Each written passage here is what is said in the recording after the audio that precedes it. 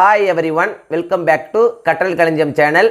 6ஆம் வகுப்பு கணக்கு பாடத்தில் முழாண்டு தேர்வு ஏப்ரல் 2025ஆம் ஆண்டுக்கான மிகவும் முக்கியமான கணக்குகளை தான் இந்த வீடியோவில் நம்ம தெளிவாக பார்க்க போகிறோம். இந்த வீடியோவை ஸ்கிப் பண்ணாமல் பாருங்கள். அப்போது தான் எல்லா முக்கியமான கணக்குகளையும் உங்களால் தெரிஞ்சுக்க முடியும். அது மட்டும் இல்லாமல் எக்ஸாமில் வரக்கூடிய எல்லா சம்ஸையும் அட்டன் பண்ணி நல்ல மார்க் ஸ்கோர் பண்ண முடியும். இது வரைக்கும் நம்ம சேனலை சப்ஸ்கிரைப் பண்ணாதவங்க சப்ஸ்கிரைப் பண்ணிக்கோங்க. அப்படியே பக்கத்தில் இருக்கிற பெல் ஐக்கான் சிம்பிளையும் ப்ரெஸ் பண்ணிக்கோங்க. அப்போது தான் நான் அடுத்தடுத்து அப்லோட் பண்ணுற வீடியோஸ் உங்களுக்கு வந்து சேரும். சரி, வாங்க நம்ம வீடியோக்குள்ளே போகலாம். இயல் 1 பின்னங்கள். பின்னங்களில் என்னென்ன முக்கியமான கணக்குகள் அப்படின்னு பார்த்தீங்கன்னா, பக்கம் 4 எடுத்துங்க. இதில் பார்த்தீங்கன்னா எடுத்துக்காட்டு 1 3/4 மற்றும் 2/7 3 சமான பின்னங்களை காண்க. ரொம்ப ரொம்ப முக்கியமான கணக்கு, அடிக்கடி கேட்குறாங்க. நெக்ஸ்ட் பார்த்தீங்கன்னா எடுத்துக்காட்டு 2 மதி ஒரு சாக்லேட் கட்டியில் 2/5 பகுதியை சாப்பிட்டார். நந்தினி அதே போன்ற மற்றொரு சாக்லேட் கட்டியில் 1/3 பகுதியை சாப்பிட்டார் எனில் அதிகமான சாக்லேட் பகுதியை சாப்பிட்டவர் யார்? ரொம்ப ரொம்ப இம்பார்ட்டன்ட் கொஸ்டின், அடிக்கடி கேட்குறாங்க. ஸோ இது நீங்கள் அவசியம் போட்டு பார்த்துங்க. நெக்ஸ்ட் பார்த்தீங்கன்னா எடுத்துக்காட்டு 4 2/3 1/6 மற்றும் 4/9 ஏறு வரிசையில் அமைக்க. ரொம்ப ரொம்ப முக்கியமான கணக்கு. ஸோ இதையும் நீங்கள் போட்டு பார்த்துங்க. நெக்ஸ்ட் பார்த்தீங்கன்னா எடுத்துக்காட்டு 6 2/3 மற்றும் 3/5 கூட்டுக. எடுத்துக்காட்டு 7 சுருக்குக. 3/7 கூட்டல் 2/3. எடுத்துக்காட்டு 8 சுருக்குக. 3/4 மைனஸ் 1/2. எடுத்துக்காட்டு 9 3/4 மற்றும் 2/7க்கு இடையே உள்ள வேறுபாட்டை காண்க. ரொம்ப ரொம்ப முக்கியமான கணக்கு, அடிக்கடி கேட்குறாங்க. நெக்ஸ்ட் பார்த்தீங்கன்னா எடுத்துக்காட்டு 10 எடுத்துக்காட்டு 12 எடுத்துக்காட்டு 13 எடுத்துக்காட்டு 15. இதில் பார்த்தீங்கன்னா இவற்றை முயல்கன்னு சொல்லி ஒரு 3 கணக்கு கொடுத்துருக்காங்க. ரொம்ப ரொம்ப இம்பார்ட்டன்ட் கணக்கு தான். ஸோ இதை நீங்கள் அவசியம் போட்டு பார்த்துங்க. நெக்ஸ்ட் பார்த்தீங்கன்னா எடுத்துக்காட்டு 16 மருது என்ற பால்காரரிடம் 4 பால் புட்டிகள் இருந்தன. ஒவ்வொன்றிலும் 1.5 லிட்டர் பால் இருந்தது எனில் அவரிடம் இருந்த மொத்த பாலின் அளவு எவ்வளவு? ரொம்ப ரொம்ப முக்கியமான கணக்கு, அடிக்கடி கேட்கக்கூடிய கணக்கு. ஸோ இதை நீங்கள் அவசியம் போட்டு பார்த்துங்க. நெக்ஸ்ட் பார்த்தீங்கன்னா எடுத்துக்காட்டு 18 எடுத்துக்காட்டு 20 எடுத்துக்காட்டு 21 எண்ணெய் தகர பெட்டியில் 7.5 லிட்டர் எண்ணெய் இருக்கிறது. அதை 2 லிட்டர் அளவுடைய புட்டியில் ஊற்றினால் 7.5 லிட்டர் எண்ணெயை நிரப்ப எத்தனை புட்டிகள் தேவைப்படும்? ரொம்ப ரொம்ப முக்கியமான கணக்கு, அடிக்கடி கேட்குறாங்க.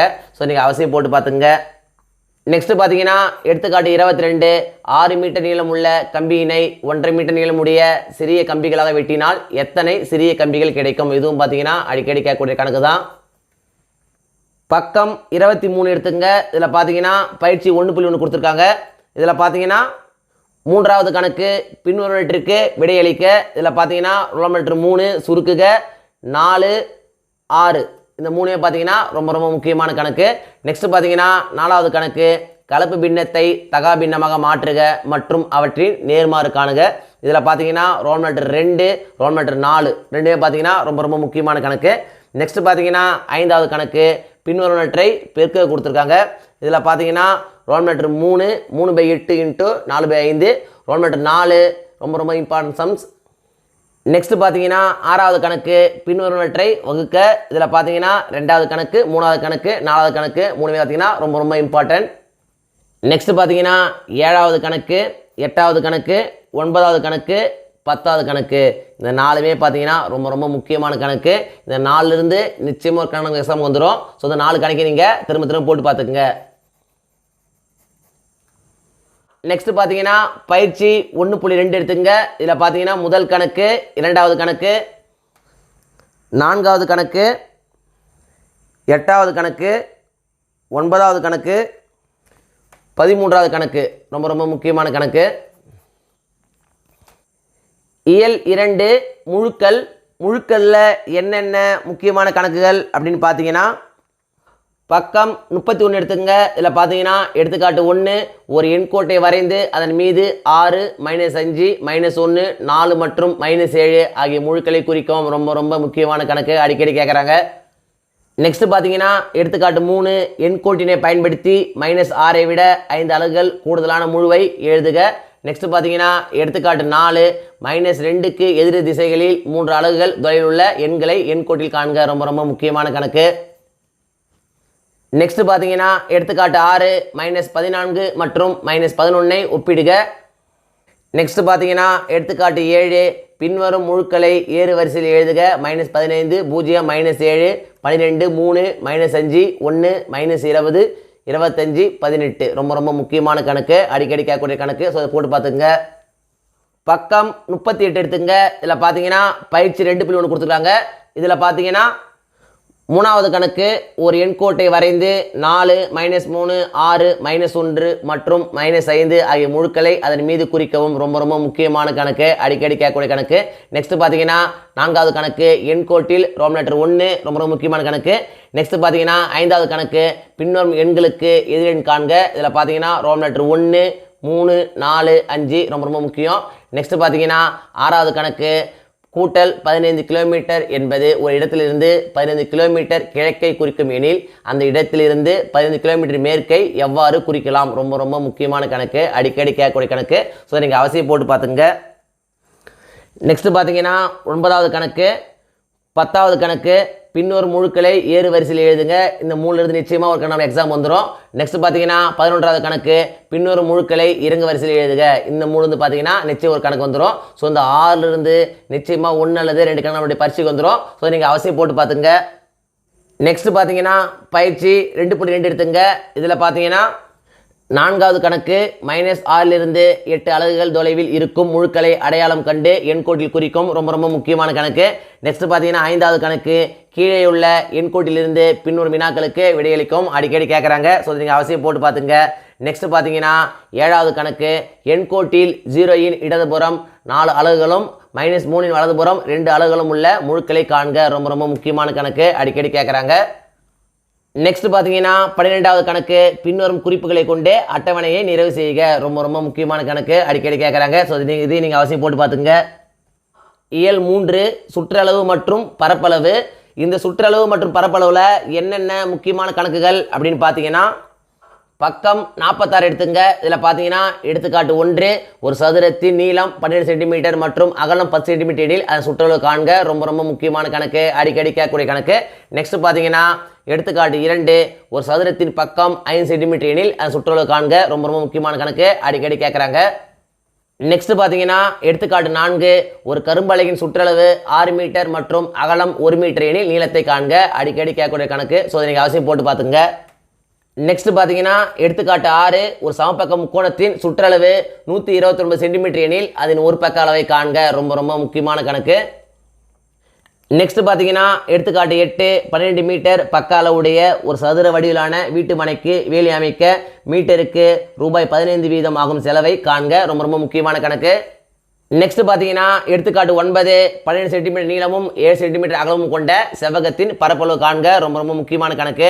நெக்ஸ்ட் பார்த்தீங்கன்னா எடுத்துக்காட்டு 10 15 சென்டிமீட்டர் பக்க அளவுள்ள ஒரு சதுரத்தின் பரப்பளவு காண்க. நிச்சயமான எக்ஸாம் வர வாய்ப்புள்ள கணக்கு. ஸோ நீங்கள் அவசியம் போட்டு பார்த்துங்க. நெக்ஸ்ட் பார்த்தீங்கன்னா எடுத்துக்காட்டு 11 அடிப்பக்கம் 15 சென்டிமீட்டர் மற்றும் உயரம் 12 சென்டிமீட்டர் அளவுகள் உள்ள ஒரு செங்கோண முக்கோணத்தின் பரப்பளவு காண்க. ரொம்ப முக்கியமான கணக்கு. நெக்ஸ்ட் பார்த்தீங்கன்னா எடுத்துக்காட்டு 13 பின்வரும் எல் வடிவ அட்டையின் சுற்றளவு மற்றும் பரப்பளவு காண்க. நெக்ஸ்ட் பார்த்தீங்கன்னா எடுத்துக்காட்டு பின்வருவற்றை நிரப்புக 1 2 3. இந்த 3 பார்த்தீங்கன்னா ரொம்ப இம்பார்ட்டன்ட், அடிக்கடி கேட்குறாங்க. பக்கம் 57 எடுத்துங்க. இதில் பார்த்தீங்கன்னா பயிற்சி 3.1 கொடுத்துருக்காங்க. இதில் பார்த்தீங்கன்னா ஃபர்ஸ்ட் கொஸ்டின் பின்வரும் அட்டவணையில் ஒரு செவ்வகத்தின் சில அளவுகள் கொடுக்கப்பட்டுள்ளன, தெரியாத அளவுகளை காண்க. ரொம்ப முக்கியம். இதில் பார்த்தீங்கன்னா ரோமன் லெட்டர் 1 2 3 ரொம்ப முக்கியம். நெக்ஸ்ட் பார்த்தீங்கன்னா ரெண்டாவது கணக்கு பின்வரும் அட்டவணையில் ஒரு சதுரத்தின் சில அளவுகள் கொடுக்கப்பட்டுள்ளன, தெரியாத அளவுகளை காண்க. இதில் பார்த்தீங்கன்னா ரோமன் லெட்டர் 1 ரோமன் லெட்டர் 2 ரொம்ப முக்கியம். நெக்ஸ்ட் பார்த்தீங்கன்னா மூணாவது கணக்கு பின்வரும் அட்டவணையில் ஒரு செங்கோண முக்கோணத்தின் சில அளவுகள் கொடுக்கப்பட்டுள்ளன, தெரியாத அளவுகளை காண்க. இந்த 3 பார்த்தீங்கன்னா ரொம்ப முக்கியம்தான். நெக்ஸ்ட் பார்த்தீங்கன்னா நான்காவது கணக்கு பின்வரும் அட்டவணையில் ஒரு முக்கோணத்தின் சில அளவுகள் கொடுக்கப்பட்டுள்ளன, தெரியாத அளவுகளை காண்க. இதில் பார்த்தீங்கன்னா முதசம் ரெண்டாசம் ரொம்ப இம்பார்ட்டன்ட், அடிக்கடி கேட்குறாங்க. ஸோ இதை போட்டு பார்த்துங்க. நெக்ஸ்ட் பார்த்தீங்கன்னா ஆறாவது கணக்கு பின்வரும் வடிவங்களின் சுற்றளவு மற்றும் பரப்பளவு காண்க. ரொம்ப முக்கியமான கணக்கு. இந்த 3லேருந்து நிச்சயமாக எக்ஸாம் வந்துடும். ஸோ நீங்கள் அவசியம் போட்டு பார்த்துங்க. நெக்ஸ்ட் பார்த்தீங்கன்னா ஏழாவது கணக்கு 6 மீட்டர் நீளமும் 4 மீட்டர் அகலமும் கொண்ட செவ்வகத்தின் சுற்றளவு மற்றும் பரப்பளவு காண்க. நெக்ஸ்ட் பார்த்தீங்கன்னா 9வது கணக்கு 6 அடி 8 அடி மற்றும் 10 அடி பக்க அளவுள்ள செங்கோண முக்கோணத்தின் சுற்றளவு மற்றும் பரப்பளவு காண்க. நெக்ஸ்ட் பார்த்தீங்கன்னா 10வது கணக்கு. இதில் பார்த்தீங்கன்னா ரோல் நம்பர் 1 2 ரொம்ப ரொம்ப முக்கியம். நெக்ஸ்ட் பார்த்தீங்கன்னா 11வது கணக்கு. ஒரு செவ்வக வடிவிலான புகைப்படம் ஒன்றின் பரப்பளவு 820 சதுர சென்டிமீட்டர் மற்றும் அகலம் 20 சென்டிமீட்டர் எனில் அதன் நீளம் என்ன, மேலும் அதனுடைய சுற்றளவை காண்க. ரொம்ப ரொம்ப முக்கியமான கணக்கு, அடிக்கடி கேட்குறாங்க. நெக்ஸ்ட் பார்த்தீங்கன்னா 12வது கணக்கு. ஒரு சதுர வடிவ பூங்காவின் சுற்றளவு 40 மீட்டர் எனில் பூங்காவின் ஒரு பக்கத்தின் அளவு என்ன, மேலும் பூங்காவின் பரப்பளவு காண்க. நெக்ஸ்ட் பார்த்தீங்கன்னா 14வது கணக்கு. செங்கோண முக்கோண வடிவிலான ஒரு வயலின் அடிப்பக்கம் 25 மீட்டர் மற்றும் உயரம் 20 மீட்டர். அந்த வயலை செப்பனிடுவதற்கு ஒரு சதுர மீட்டருக்கு ரூபாய் 45 வீதம் ஆகும் எனில் மொத்த செலவை காண்க. ரொம்ப ரொம்ப முக்கியமான கணக்கு, அடிக்கடி கேட்குறாங்க. நெக்ஸ்ட் பார்த்தீங்கன்னா 15வது கணக்கு. 2 சென்டிமீட்டர் பக்க அளவுள்ள ஒரு சதுரத்தை 15 சென்டிமீட்டர் நீளமும் 10 சென்டிமீட்டர் அகலமும் கொண்ட செவ்வகத்துடன் இணைக்கப்படுகிறது எனில் அக்கூட்டு வடிவத்தின் சுற்றளவு காண்க. இதுவும் பார்த்தீங்கன்னா அடிக்கடி கேட்குறாங்க. ஸோ இதையும் நீங்கள் போட்டு பார்த்துக்குங்க. நெக்ஸ்ட் பார்த்தீங்கன்னா பயிற்சி 3.2 எடுத்துங்க. இதில் பார்த்தீங்கன்னா 4வது கணக்கு. ஒரு செவ்வக வடிவ பூங்காவின் நீளம் அகலத்தை விட 14 மீட்டர் அதிகமாக உள்ளது. அப்பூங்காவின் சுற்றளவு 200 மீட்டர் எனில் அது நீளம் மற்றும் பரப்பளவு காண்க. ரொம்ப ரொம்ப முக்கியமான கணக்கு, அடிக்கடி கேட்குறாங்க. நெக்ஸ்ட் பார்த்தீங்கன்னா 5வது கணக்கு. உன்னுடைய தோட்டம் 5 மீட்டர் பக்க அளவுடைய சதுர வடிவில் உள்ளது. ஒவ்வொரு பக்கமும் 2 சுற்றுகள் கம்பியால் வேலி அமைக்க வேண்டும். மீட்டருக்கு ரூபாய் 10 வீதம் தோட்டத்திற்கு வேலி அமைக்க தேவைப்படும் தொகையினை காண்க. இதுவும் பார்த்தீங்கன்னா அடிக்கடி கேட்குறாங்க. நெக்ஸ்ட் பார்த்தீங்கன்னா 6வது கணக்கு. 20 சம பக்கங்கள் கொண்ட வடிவத்தின் ஒரு பக்க அளவு 3 சென்டிமீட்டர் எனில் அதன் சுற்றளவு காண்க. இதுவும் பார்த்தீங்கன்னா ஒரு சில கொஸ்டின் கேட்டிருக்காங்க. ஸோ இதையும் நீங்கள் போட்டு பார்த்துக்குங்க. இயல் 4 சமச்சீர் தன்மை. இந்த இயலில் என்னென்ன முக்கியமான கணக்குகள் அப்படின்னு பார்த்தீங்கன்னா பக்கம் 64 எடுத்துங்க. இதில் பார்த்தீங்கன்னா எடுத்துக்காட்டு 1.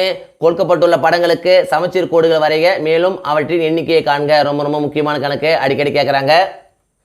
நெக்ஸ்ட் பார்த்தீங்கன்னா எடுத்துக்காட்டு 3. சமபக்க முக்கோணம், சதுரம், ஒழுங்கு ஐங்கோணம் மற்றும் ஒழுங்கு அறுகோணம் ஆகியவற்றிற்கு சமச்சீர் கோடுகள் வரைந்து அவற்றின் எண்ணிக்கையை காண்க. ரொம்ப ரொம்ப முக்கியமான கணக்கு. நெக்ஸ்ட் பார்த்தீங்கன்னா எடுத்துக்காட்டு 4. புள்ளிக்கோட்டினை சமச்சீர் கோடாக கொண்டு பின்வரும் படங்களின் மற்றொரு பகுதியை வரைந்து நிறைவு செய்க. இதுவும் பார்த்தீங்கன்னா அடிக்கடி கேட்குறாங்க. நெக்ஸ்ட் பார்த்தீங்கன்னா எடுத்துக்காட்டு 6. கொடுக்கப்பட்டுள்ள கோட்டினை பொறுத்து பின்வரும் படங்களை எதிரொலிப்பு செய்க. இதில் பார்த்தீங்கன்னா ரோம் லெட்டர் 1 2 3 ரொம்ப ரொம்ப முக்கியமான கணக்கு. நெக்ஸ்ட் பார்த்தீங்கன்னா எடுத்துக்காட்டு 7. நெக்ஸ்ட் பார்த்தீங்கன்னா எடுத்துக்காட்டு 12. பயிற்சி 4.1 எடுத்துக்கங்க.